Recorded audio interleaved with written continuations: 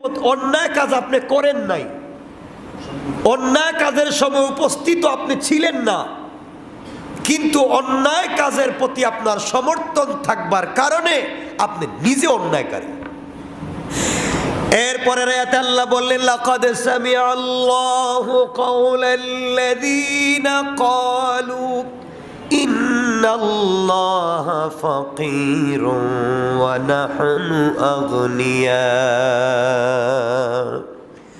আমার বন্ধুগণ, নিঃসন্দেহে আল্লাহ তাদের কথা শুনেছেন। লাকাদ সামিআল্লাহ, আল্লাহ তাদের কথা শুনেছেন যারা বলেছে যে আল্লাহ হচ্ছেন অভাবগ্রস্ত আর আমরা হলাম ধনী বিত্তবান। এখন আমি তাদের কথা এবং যেসব নবীকে তারা অন্যায়ভাবে হত্যা করেছে তা লিখে রাখবো, অতঃপর আমি বলবো আস্বাদন করো জ্বলন্ত আগুনের আযাব। আল্লাহ এখানে দুটা বিষয় নিয়ে এসেছেন। 181 নম্বর আয়াতে আল্লাহ দুটা বিষয় পরিষ্কার করে দিলেন। নবী সাল্লাল্লাহু আলাইহি ওয়াসাল্লাম যখন কোরআনে হাকিম থেকে যাকাত এবং সাদাকার বিধানগুলো বর্ণনা করতে লাগলেন, তখন কাফেরেরা ইহুদিরা বলতে আরম্ভ করলো যে আল্লাহ তাআলা ফকির এবং গরিব হয়ে গেছেন, আর আমরা হচ্ছি ধনী, আমরা হচ্ছি আমির, আমরা হলাম ধনী সম্প্রদায় আর আল্লাহ হলেন গরিব।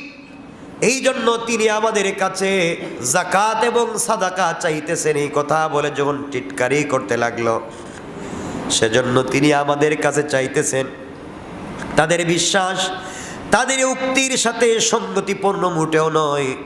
রাসূল আকরাম সাল্লাল্লাহু আলাইহি ওয়াসাল্লামকে মিথ্যা প্রতিপন্ন করবার উদ্দেশ্য হযরত তারা বলতে লাগলো, কোরআনের আয়াত যদি সঠিক হয় থাকে তাহলে তার মর্ম দাঁড়ায় আল্লাহ ফকির এবং পরমুখাপেক্ষী হয়ে গিয়েছেন। তাদের এই অহেতুক প্রমাণটি আল্লাহ বাতিল করে দিয়ে এই কথাগুলা বলতে চাইলেন। কাফেরেরা বলতে লাগলো, এই আয়াত নাজিল হলো, আল্লাহ বললেন যাদের টাকা পয়সা আছে তোমরা আল্লাহকে ঋণ দাও, এর অর্থ হলো তোমরা সম্পত্তির যাকাত দাও, সাদাকা করো। আয়াত যখন নাজিল হয়ে গেল তারা ঔদ্ধত্য দেখাতে লাগলো, বেঈমানি করতে লাগলো, নাফরমানি করতে লাগলো। তারা বলতে লাগলো, আগেকার নবীদের কাছে আল্লাহ তাআলাও চাইতেন, কিন্তু তারা যখন যাকাত দিতেন মাঠের মধ্যে রেখে দিতেন, আসমান থেকে আগুন এসে সব জ্বালিয়ে দিত। কিন্তু মুহাম্মাদের ধর্মে তো এমন নাই। মুহাম্মাদের ধর্মে আল্লাহ বলেছেন যাকাত দাও, সাদাকা দাও, গরিব মুসলমানকে দান করে দাও। আল্লাহ যদি ধনী হতেন আমাদেরকে দিতে বলতেন না, সুতরাং আল্লাহ গরিব হয়ে গিয়েছেন, এই জন্য আমাদের কাছে বলছেন। বলেন নাউজুবিল্লাহ। এই কথা বলতে লাগলো। আল্লাহ রাব্বুল ইজ্জত ওয়াল জালাল বুঝাতে লাগলেন, বন্ধুরে আপনি কষ্ট পাবেন না, তাদের কথা আমি শুনেছি। তারা যে বলেছে আমি অভাবগ্রস্ত, তাদের কথাগুলো আমি শুনেছি। আপনি এটা নিয়ে চিন্তিত হবেন না। এরপরে তারা বুঝাতে চায় আপনার কাছে যদি ওহী আসে, ওহীর মাধ্যমে জানিয়ে দেওয়া হবে। তারা চায় আপনার কাছে যেন কোনো দলিল এবং প্রমাণ আসে। এরপরে তারা যে কথাগুলো বলেছে আপনাকে মানবে না, এটা 100% তারা বলেছে। ওহীর মাধ্যমে তাদেরকে জানিয়ে দিলে তারা মানবে। ও মুহাম্মদ ইবনে আব্দুল্লাহ, আপনার আগে আদম থেকে ঈসা পয়গম্বর পর্যন্ত বহুত নবী প্রেরণ করেছি, তারা তো অনেক নবীদেরকে হত্যা করেছে, সুতরাং হত্যা পর্যন্ত করেছে, তারা মানে নাই, আপনার কথা মানবে না। আল্লাহ রাব্বুল ইজ্জতুল জালাল এখানে যে কথাগুলো বুঝাতে চান, আল্লাহ তাদেরকে উপহাস করে বললেন, তারা বুঝাতে চায় আল্লাহ গরিব হয়ে গিয়েছেন, 1 নম্বর অপরাধ। 2 নম্বর অপরাধ, তারা নবীদেরকে হত্যা করেছে, অথচ এখানে তারা বলছে যদি প্রমাণ দিলে তারা মানবে। আপনার আগে যত নবী ছিলেন তাদের কাছে প্রমাণ ছিল, মুআজিজা ছিল। এই প্রমাণ এবং মুআজিজা থাকবার পরেও হযরতে ইয়াহইয়া, হযরতে জাকারিয়ার মতো পয়গম্বরকে তারা হত্যা করেছে, নবীদেরকে তারা হত্যা করেছে। সুতরাং তাদের কথা মানা যাবে না। এই কথাগুলো আল্লাহ রাব্বুল ইজ্জতুল জালাল বলে। এরপরে আরেকটু কথা বলেছেন, পয়গম্বর আপনি তাদের কথায় ঘাবড়ে যাবেন না, টেনশন করবেন না। তারা আপনার কথা মানে না, আমাকে গালি দিচ্ছে, আমি গরিব হয়ে গিয়েছি। তারা নবীদেরকে হত্যা করেছে, এরপরেও বলছে তারা প্রমাণ লাগবে। আপনি টেনশন করবেন না, আমি সবগুলা কথা শুনেছি, সব ব্যবহার দেখেছি। আল্লাহ রব্বুল ইজ্জত ওয়াল জালাল শেষ শব্দে বললেন ওয়াযুকু আযাবাল হারিক। আল্লাহ রব্বুল ইজ্জত ওয়াল জালাল জানাইয়া দিলেন তাদেরকে আমি আল্লাহ জ্বলন্ত আগুনের আযাবে পতিত করব। বলেন নাউযুবিল্লাহ। আল্লাহ রব্বুল ইজ্জত ওয়াল জালাল, এখন কথা হলো আপনারা কথাগুলো বুঝবেন। নবীদেরকে তো হত্যা করে নাই।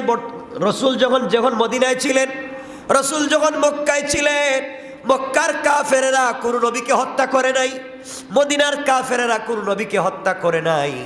তাহলে আল্লাহ কথাগুলা কেন বললেন যে কাফেরদেরকে নবীদেরকে হত্যা করেছে? কারণ ওই সময়ের কাফেরেরা তো কোনো নবীকে হত্যা করে নাই। নবীকে হত্যা করেছে জাকারিয়া এবং ইয়াহিয়ার সময়ের ইহুদিরা। এত শত বৎসরের পুরাতন কথা আমার নবীকে কেন স্মরণ করিয়ে দিলেন আর বললেন ওরা নবীদেরকে হত্যা করেছে? আল্লাহ বুঝাতে চাইলেন, শুনেন এই কথার অর্থ কি ভালো করে বুঝবেন। আল্লাহ বুঝাতে চাইলেন, বন্ধুরে, হাজার হাজার বছর আগে ইহুদিরা নবীদেরকে হত্যা করেছে, আর আপনার জমানার ইহুদিরা, আগেকার ইহুদিরা নবীদেরকে হত্যা করেছে। তাকে অন্যায় মনে করে নাই, বরং ন্যায়সঙ্গত মনে করে আনন্দিত হয়েছে।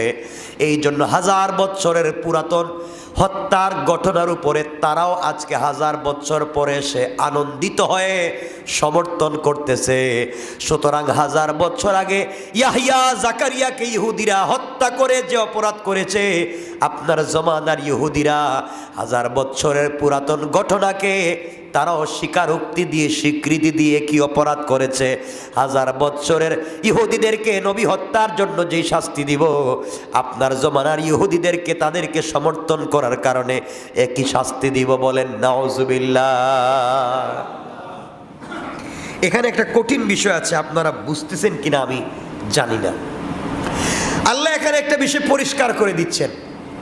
দেখেন, একটা কথা ভালো করে বুঝবেন। একটা লোক, এখানে হারাম কাজ হচ্ছে, এখানে কথা বলেন, এখানে একটা হারাম কাজ হচ্ছে, অন্যায় কাজ হচ্ছে। একটা লোক এখানে উপস্থিত, একটা লোক উপস্থিত। এই উপস্থিত লোকটা এই হারাম কাজকে সাপোর্ট করে না। উপস্থিত লোকটা হারাম কাজকে সাপোর্ট করে না, এই মন্দ কাজকে সাপোর্ট করে না।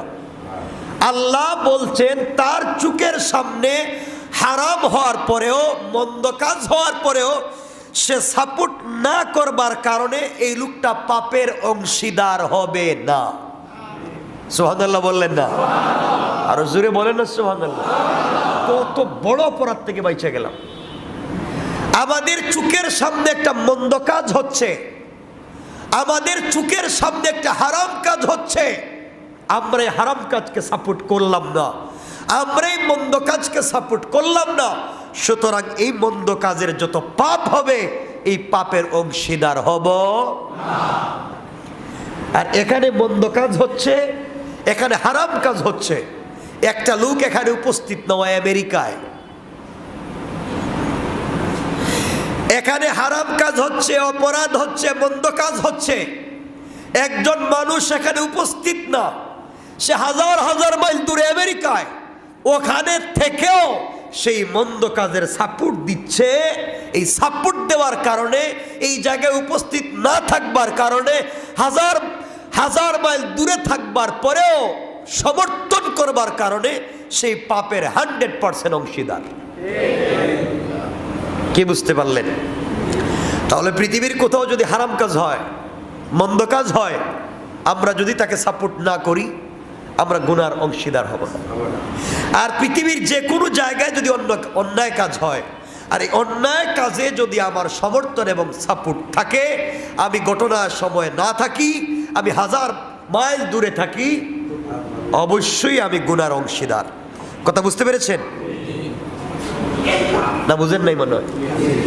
এ কথা যদি বুঝে থাকেন আপনারা বলেন তো, এখন আমরা দূর দূরান্তের কত হারাম কাজে সাপোর্ট দেই, কত দূরে দূরে কত অন্যায় কাজ হচ্ছে, আমরা এখান থেকে সাপোর্ট দিচ্ছি, ঠিক আছে চালাইয়া যাও, আমরা আছি, আপনি গুনার অংশীদার। আর বহুত দূরে অনেক অন্যায় কাজ, আমার চোখের সামনে অন্যায় কাজ হচ্ছে, আমি এটাকে সাপোর্ট করি না, আল্লাহ বলছেন তোমাকে এখানে মন্দ কাজ থেকে বাঁচাইয়া নিলাম। সুবহানাল্লাহ, জুড়ে বলেন।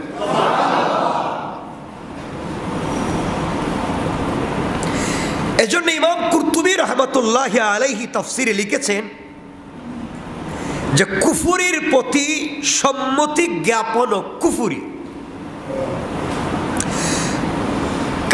অন্যায় কাজের প্রতি, অন্যায় কাজ আপনি করেন নাই, অন্যায় কাজের সময় উপস্থিত আপনি ছিলেন না, কিন্তু অন্যায় কাজের প্রতি আপনার সমর্থন থাকবার কারণে আপনি নিজে অন্যায়কারী। আর সহজ করে বলি, একজন জিনা করেছে, জিনা করবার সময়, দর্শনের সময় আপনি উপস্থিত ছিলেন না, কিন্তু 1000 মাইল দূর থেকে বলছেন ভালো হইছে, তাহলে ওই জিনা করে যে গুনার মালিক, আপনি জিনা না করে একই গুনার মালিক। নাউজুবিল্লাহ বললেন না? ইমাম কুরতুবী বলেছেন অত্যন্ত গুরুত্বপূর্ণ সাবজেক্ট, যে কুফরির প্রতি সম্মতি জ্ঞাপন ও কুফরি মহাপাপ। রাসূল ইসলামের এক বাণীতে বিষয় অধিকতর বিশ্লেষণ পাওয়া যায় এভাবে, তিনি বলেছেন জমিনের উপর যখন কোনো পাপ কার্য, পাপ কর্ম অনুষ্ঠিত হয়, যে লোক সেখানে উপস্থিত থাকে এবং সে পাপের প্রতিবাদ করে আর সে কাজকে মন্দ জ্ঞান মনে করে, তখন সে যেন সেখানে উপস্থিত ছিল না। অর্থাৎ এখানে একটা অন্যায় কাজ হচ্ছে, আপনি এখানে উপস্থিত ছিলেন, কিন্তু অন্যায় কাজকে আপনি সাপোর্ট করেন না, অন্যায় কাজকে আপনি মেনে নেন না। ইসলাম বলছে আপনি এখানে ছিলেনই না। সুবহানাল্লাহ বললেন না? তো বড় বিপদ থেকে বাঁচা গেলাম।